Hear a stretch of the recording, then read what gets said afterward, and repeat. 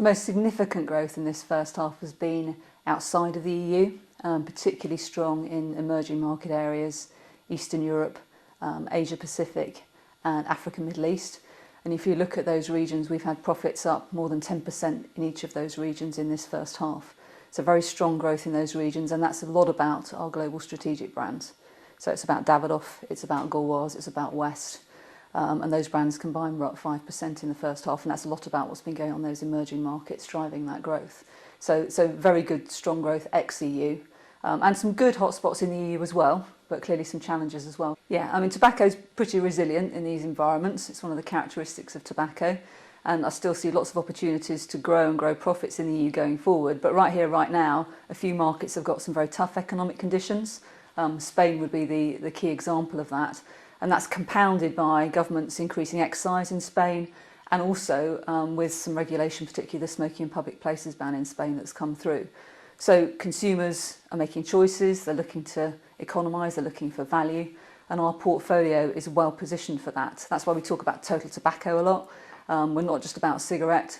Fine cut gives consumers a great opportunity to seek value in markets, and even though cigarette is down in Spain currently, we're growing rapidly in fine cut, and that market was up, I think, 18% in the first half. So we've got to look for those opportunities in those markets. There are consumer growth segments. There's growth in every market, is how I like to describe it. We've got to make sure we're positioning our portfolio to grow with those growth segments. In Spain at the moment, it's still tough. It's been a tough few months in terms of the overall cigarette market in particular. I'm looking at that improving in the latter few months of our financial year, but it's still a difficult market.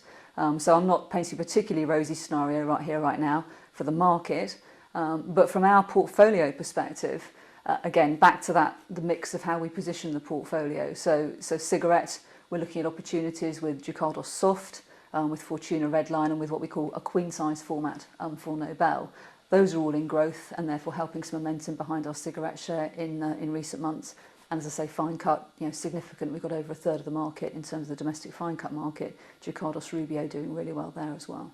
Pricing in Europe has been reasonably strong for us, and continues to be. In most markets, we have the opportunity to take an annual price increase. We're taking one in Germany at the moment. Spain, we've taken price increases. UK, we took one in October. And the reality is for consumers, that's actually quite a small proportion of their actual purchase price because of the level of duty within the price.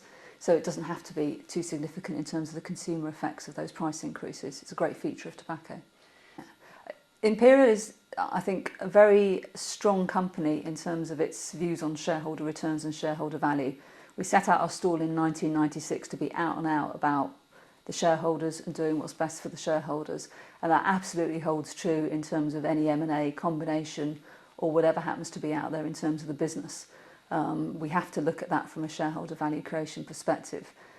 So that would apply to any approaches or anything else that happened with the business, but for now I see that as pretty unlikely.